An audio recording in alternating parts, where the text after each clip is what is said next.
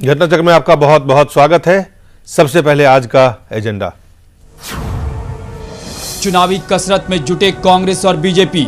नए तरीके और नई प्रक्रिया से कांग्रेस में बटेगा टिकट। बीजेपी भी जुटी 272 के जुगाड़ में।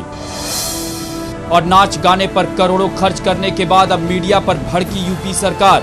कहा गैर जिम्मेदार तरीके से काम कर रही मीडिया लोकतंत्र के लिए हानिकारक। अचानक लोकतंत्र के बारे में समाजवादी पार्टी की उत्तर प्रदेश सरकार काफी चिंतित दिखाई दे रही है। कारण क्या है? मीडिया ने यह दिखाया कि किस तरह से सफाई महोत्सव में करोड़ों खर्च करके किस तरह से नाच गानों का, बॉलीवुड का इस्तेमाल किया। उसके पीछे मकसद क्या है ये तो मुलायम सिंह, समाजवादी पार्टी और उनके पुत्र अखिलेश यादव जो मुख्यमंत्री हैं वही जानते हैं।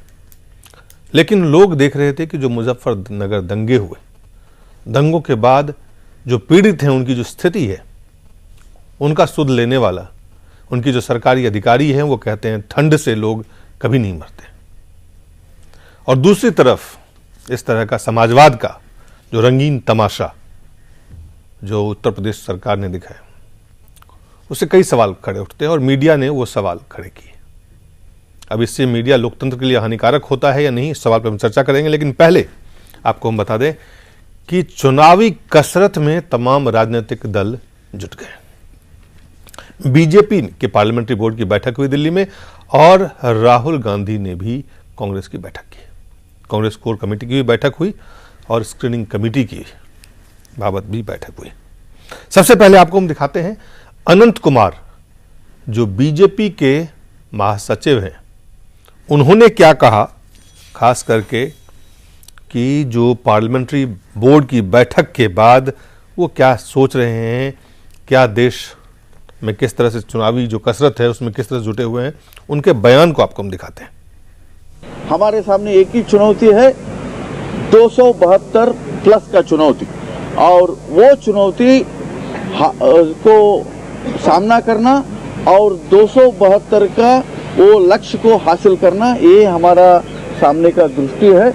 और कांग्रेस तो बाहर हो चुकी है, यानी अभी अभी हाल में जो 4 राज्यों का चुनाव हुआ, मध्य प्रदेश, छत्तीसगढ़, राजस्थान और दिल्ली, ये चारों प्रदेशों का चुनाव का नतीजा एक ही रहा, Congress is out of the race.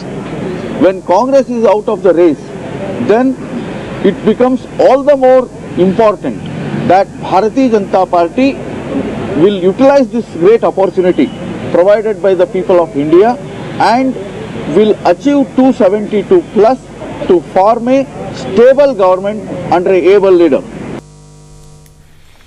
तो ये बीजेपी के तरफ से आप देख रहे थे, बीजेपी के महासचिव, बीजेपी के वरिष्ठ नेता अनंत कुमार।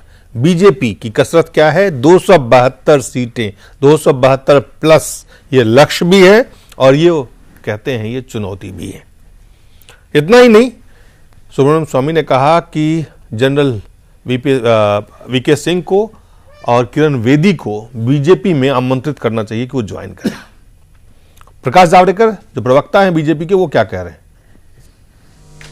किरण बेदी जी ने जो समर्थन दिया है और विश्वास जताया है, इसका हम स्वागत करते हैं। और केवल देश भर से इस तरह का समर्थन जबरदस्त सभी तबकों से, समाज के सभी वर्गों से और अनेक अनेक मान्यवर लोग और आम जनता मोदी के नेतृत्व में बीजेपी को चुनना चाहती है। चूंकि हमारे मोदी जी प्रधानमंत्री पद के उम्मीदवार है, मोदी जी के लिए जबरदस्त समर्थन मिल रहा है और इसका हम स्वागत करते हैं और ये समर्थन दिन ब दिन बढ़ता जाएगा। बता दें, किरण बेदी ने कहा था कि प्रधानमंत्री पद के रूप में वो नरेंद्र मोदी को देखना चाहती हैं और साथ ही नरेंद्र मोदी के लिए उनका वोट है। इसके अलावा अगर बात करें हम कांग्रेस पार्टी की, तो कांग्रेस पार्टी में जो कोर कमेटी की बैठक हुई, स्क्रीनिंग कमेटी के बाबत राहुल गांधी ने जो बात कही है वो हम आपको दिखाते हैं। सोच ये है, जैसे मैंने कहा है कि प्रोसेसेस और सिस्टम जो हैं उनको हम पॉलिटिकल पार्टी में लाएं और लोगों की आवाज को सिस्टमैटिकली पॉलिटिकल पार्टी में लाएं। तो ये इसलिए हमारी आज मीटिंग है। धन्यवाद। राहुल गांधी को आप सुन रहे थे। हमारे साथ तीन विशेष मेहमान हैं स्टूडियो में। हमारे साथ हरिकेश बहादुर हैं, पूर्व सांसद हैं, वरिष्ठ राजनेता हैं, जी देवराजन हैं, राष्ट्रीय सचिव हैं फॉरवर्ड ब्लॉक के, और अवधेश कुमार हैं, वरिष्ठ पत्रकार हैं। अवधेश जी, आपसे शुरू करेंगे जी। बीजेपी को भी आपने सुना और कांग्रेस को भी आपने सुना। कुल मिला के इस वक्त जो उनके सामने जो है अब लोकसभा चुनाव की तैयारी दिख रही है, और जो बात राहुल गांधी कह रहे हैं और जो बात अनंत कुमार कह रहे हैं, उसमें आपको समानता क्या दिख रही है, मैं ये जानना चाहता हूं। देखिए, अगर आप राजनीति में हैं तो आपका लक्ष्य जो है सत्ता में पहुंचना होना चाहिए, क्योंकि सत्ता में पहुंचेंगे तभी आप अपना विचार लागू कर सकते हैं। इस नाते प्रत्येक नेता को, प्रत्येक पार्टी को अपनी गतिविधि, चुनावी गतिविधि करने का हक है।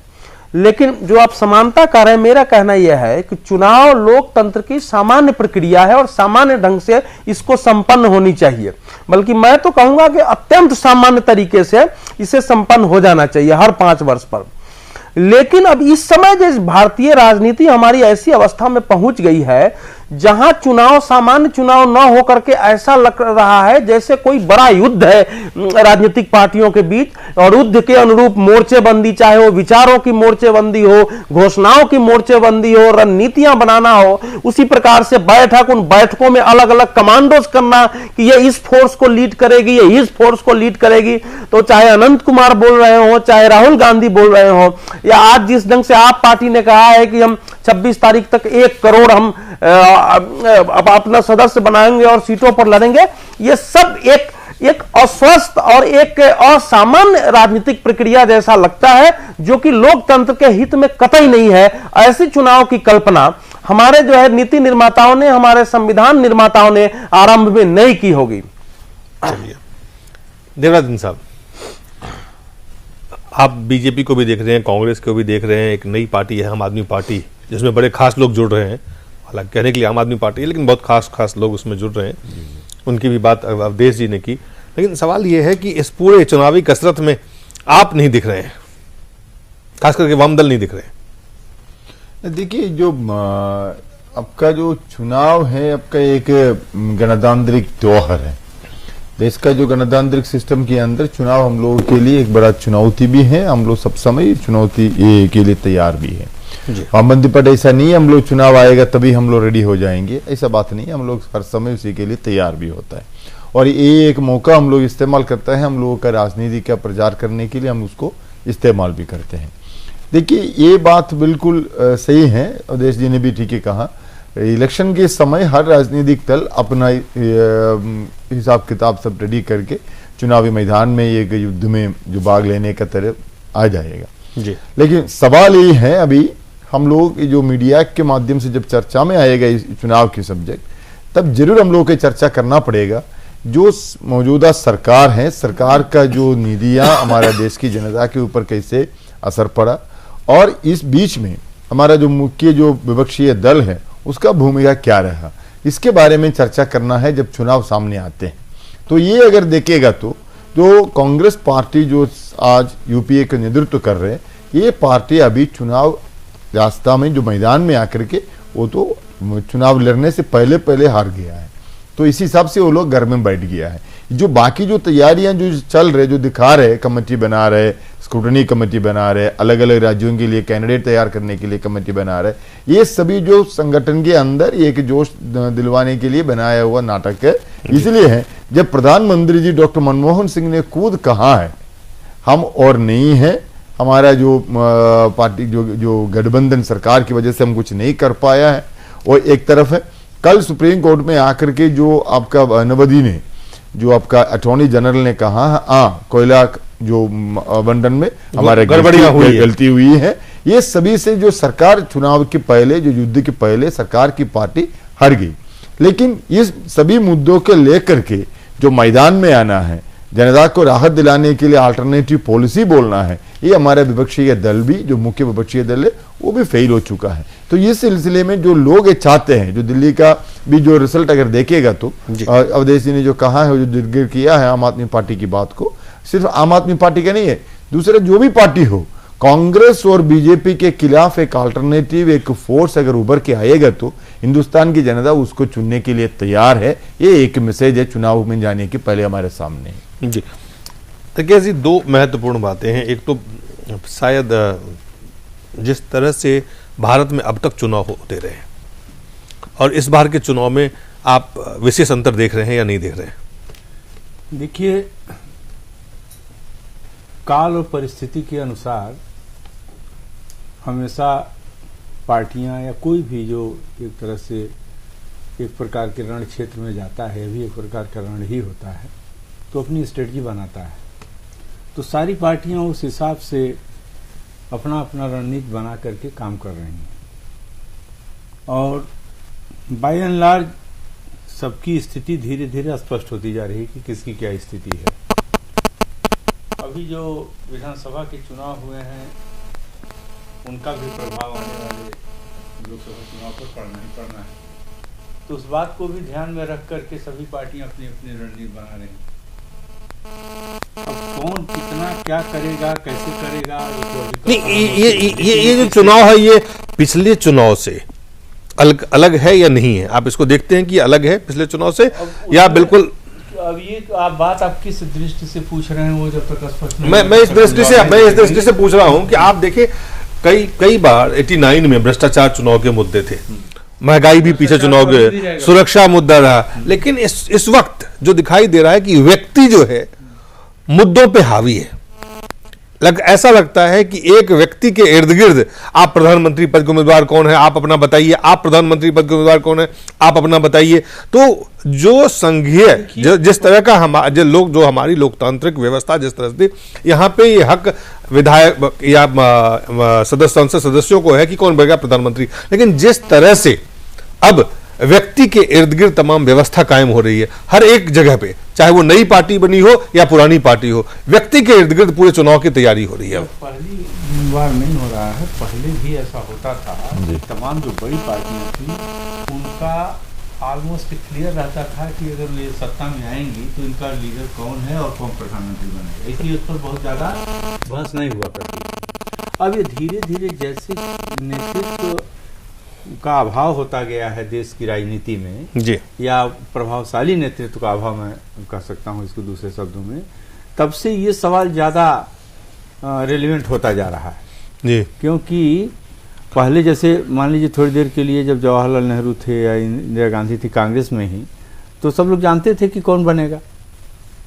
यहाँ तक कि इंदिरा जी के असैसिनेशन के बाद जब राजीव गांधी बने थे तो भी लोगों को मालूम था कि चुनाव के बाद कौन बनेगा। तो इसलिए ये चीज़ें बहुत दिनों तक निर्विवाद ही थीं। 89 में जब कांग्रेस आउट हुई और वीपी सिंह प्रधानमंत्री बने तो लोगों को लग रहा था कि वीपी सिंह प्रधानमंत्री बनेंगे। तो अब ये जो है एक ऐसा एक कुछ स्थिति अब देश की राजनीति में बनी है, जबकि लोगों को अब ये साफ नहीं हो पा रहा है कि कौन पार्टी आएगी तो कौन बनेगा। अगर भारतीय जनता पार्टी ने भी मोदी का नाम पहले न घोषित कर दिया होता, जिसके लिए कितनी जद्दोजहद हुई सब आप जानते हैं, तो उस पार्टी के अंदर आमतौर से लोगों में भावना ये थी देश में कि अडवाणी जी बनेंगे जी। तो ये जो एक स्थिति अब नई पैदा हुई है उसमें अब ये मांग उठ गई है कि आप स्पष्ट कीजिए कि आपका प्रधानमंत्री कौन बनेगा। और जिस तरह के अब नाम सब आ रहे हैं तो उसको देखते हुए अब तो यही देखना पड़ेगा कि चुनाव के नतीजे क्या आते हैं जी। लेकिन दो सवाल, वाम दल की ऐसी मजबूरी आपको नहीं दिख रही है कि वाम दल को भी दिखाना चाहिए कि चलिए अगर आप हमें समर्थन कर सकते हैं कि जो हरिकेश जी कह रहे हैं, या वाम दल की चूंकि वो क्षमता नहीं है इसलिए इस पे वो अपने नाम को आगे नहीं कर रही है? देखिए, एक मिनट इनके कहने पहले मैं एक बात बोल दूं। जब एक टाइम आया था कि वाम दल का भी कोई बन सकता है, जब देवगौड़ा बने थे, तो देश के अंदर एक बहुत बड़ी ओपिनियन तमाम पॉलिटिकल पार्टीज में, दूसरी पार्टीज में भी थी कि ज्योति बसु को बनना चाहिए, क्योंकि उस समय वो उस विचारधारा के सबसे बड़े आदमी दिखाई देते थे और लोगों को लगता था कि शायद बनेंगे, और उनका नाम लगभग तय भी हो गया था। लेकिन ये लेफ्टिस्ट पार्टियों ने ही उसे रोक दिया। तो पर्सनालिटी दिखाई देती थी कि कौन होगा। व्यक्तित्व दूसरे साइड में वाजपेयी जी पहले से दिखाई देते थे लोगों को, अडवाणी जी उसके बाद दिखाई देते थे। तो जब वो दूसरे साइड में बना तो वाजपेयी जी बन गए।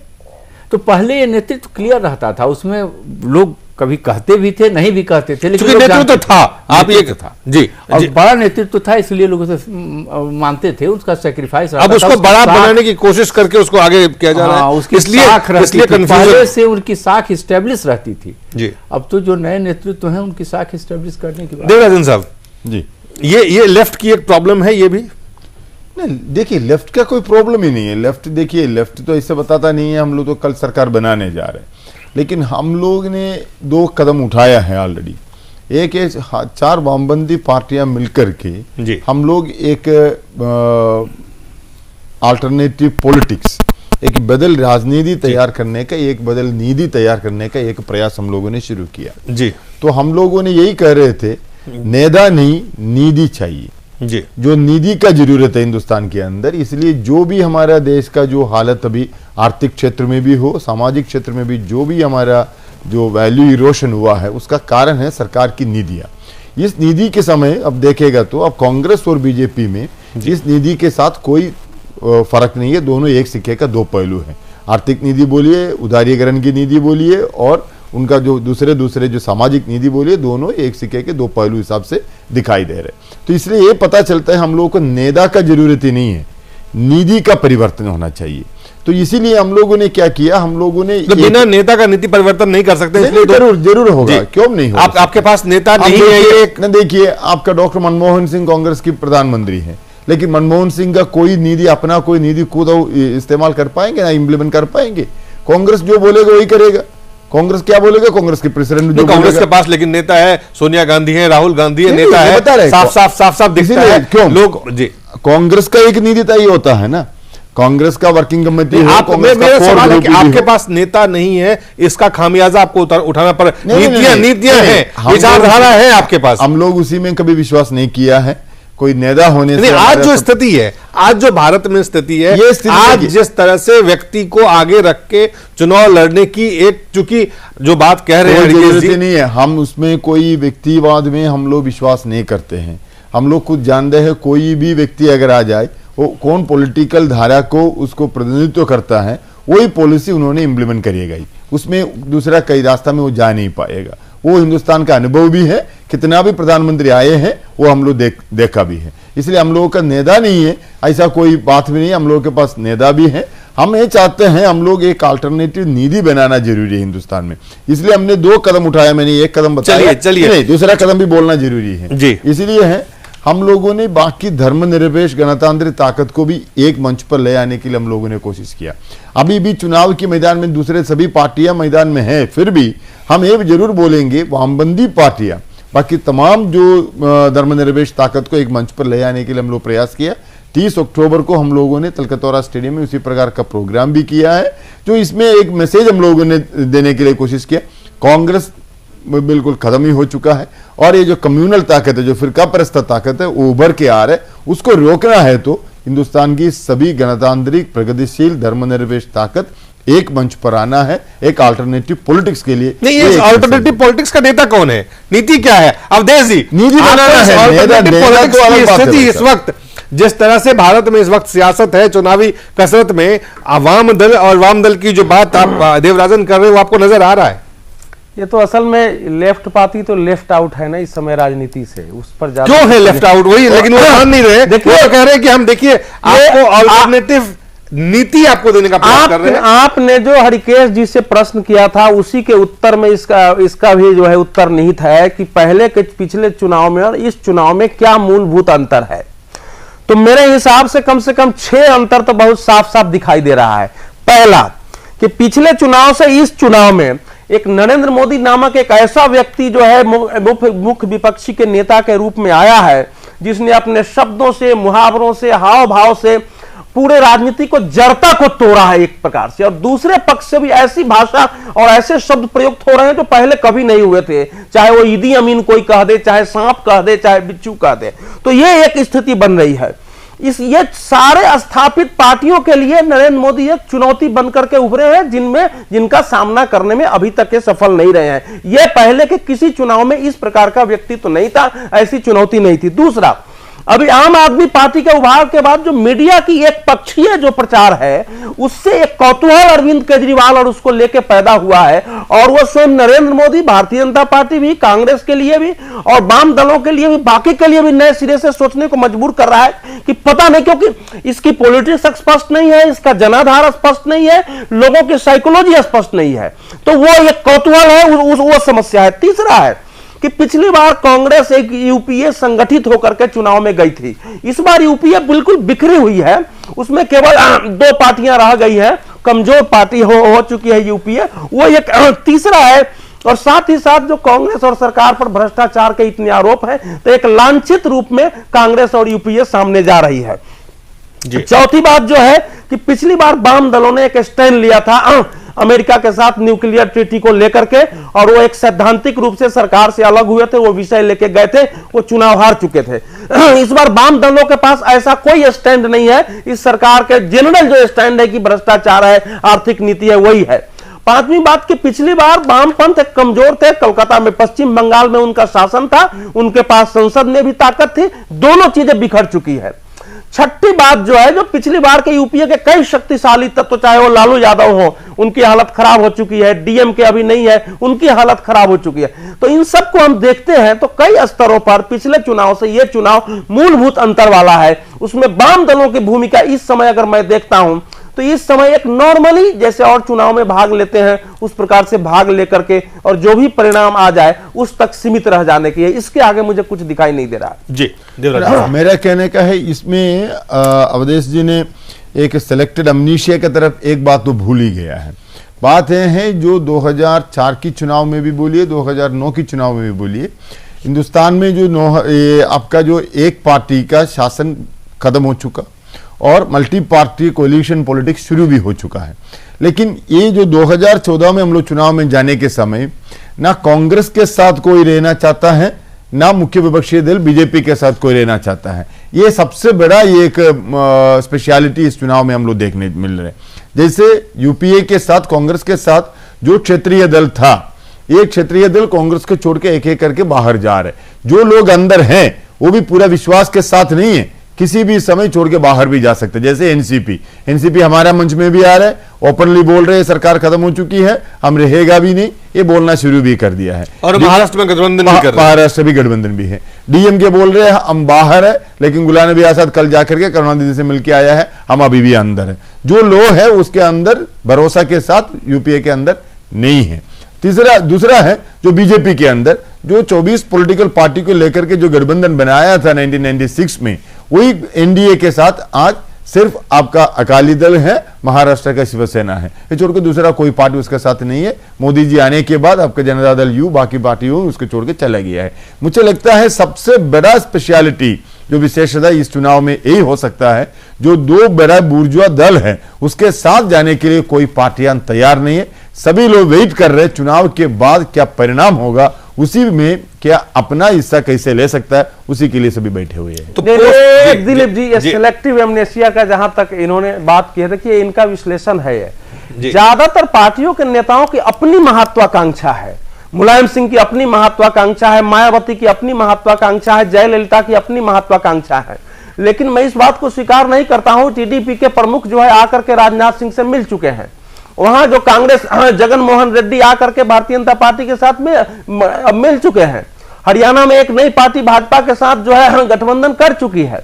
तो ये कहना कि बिल्कुल एकदम से जितना ये कह रहे हो तो थोड़ा सच है, थोड़ा नहीं भी। और मैं एक बात और कहना चाहूंगा यहाँ कि लंबे समय जो ये गठबंधन की राजनीति से देश उबा हुआ है, ये संभव है कि इस बार के चुनाव परिणाम में गठबंधन की बजाय परिणाम में क्या होगा ये तो एक नहीं, लेकिन इसलिए मैं गठबंधन का बहुत महत्व चुनाव के पहले मैं ये कहना चाह रहा हूं कि उसका बहुत ज्यादा महत्व चुनाव के पहले नहीं है। और जहां तक वामपंथी दलों के तीसरे विकल्प का प्रश्न है, बिल्कुल ठीक नहीं है। तीसरे विकल्प का प्रश्न है, इसलिए बोलना चाहता है, देखिए आपका एक सच्चाई को सच्चाई हिसाब से देखना है।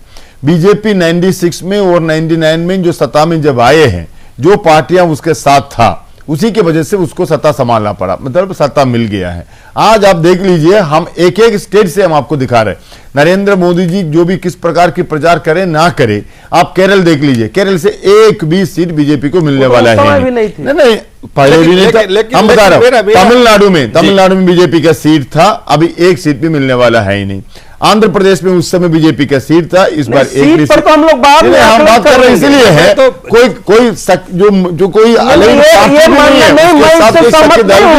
मैं वापस ले जाना चाहता हूं आपको, इस पर इसलिए कह रहा हूं एक मोर्चा बनाना और उसके साथ पार्टी मिलना जरूरी है। आप ये देखिए स्थिति, अगर आप जिस तरफ आप इशारा कर रहे हैं अगर देखें तो ममता बनर्जी और लेफ्ट साथ नहीं चल सकती हैं, बहुजन समाजवादी पार्टी और समाजवादी पार्टी साथ नहीं चल सकती है, जेडीयू और आरजेडी साथ नहीं चल सकती। लेकिन मैंने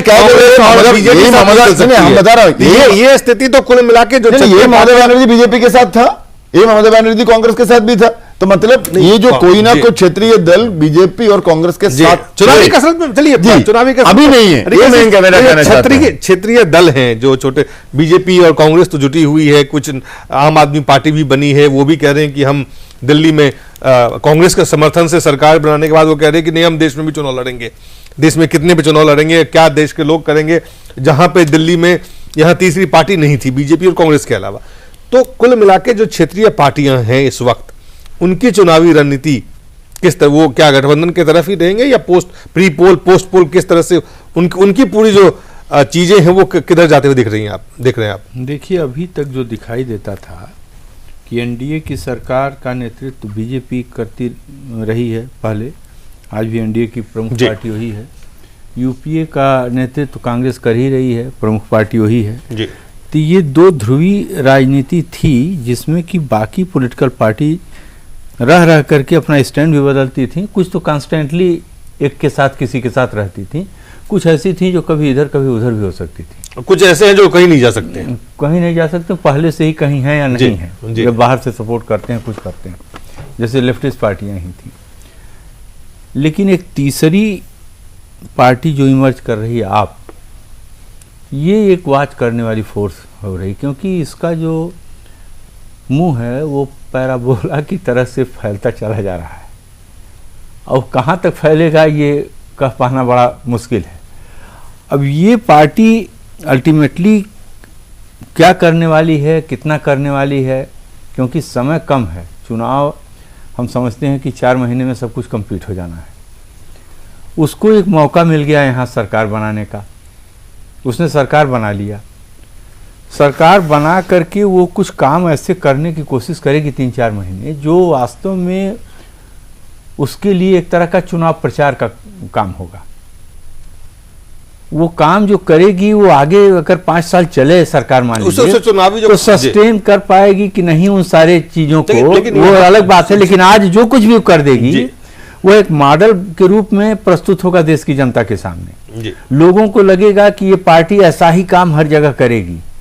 तो वह जैसे लोग अपना पोस्टर बनाते हैं, बैनर बनाते हैं, कुछ प्रचार के लिए कुछ काम करते हैं ना, सभी पार्टियां करती हैं, तो यह पार्टी जो है इस दिल्ली की सरकार को इस तरह चलाने की कोशिश करेगी कि उसके हर काम उसके प्रचार के अंग बनते जाएंगे। और वो 2-3 महीने में देश की जनता पर क्या छाप छोड़ती है, ये बहुत बड़ा प्रभाव डालने वाला है इन दोनों जो पार्टियां हैं उनके जो क्षेत्रीय दल जो है। तो इसलिए क्षेत्रीय दल जो हैं उनकी भूमिका भी उसी प्रकार उसी के अनुरूप होगी। कौन पार्टी आने वाली है वो अपना कहीं कहीं तो तय करेंगे ही करेंगे। ये भी हो सकता है कि जो पार्टियां आकर के मंत्री वगैरह जो बन जाती थी अंदर आकर के सपोर्ट करती थी, हो सकता है कि कुछ पार्टियां बाहर से ही किसी को सपोर्ट करें, लेकिन ये उसी चुनाव के बाद के नतीजों पर निर्भर करेगा। मैं एक छोटा सा ब्रेक लेते हैं, ब्रेक के बाद जल्द वापस लौटते हैं।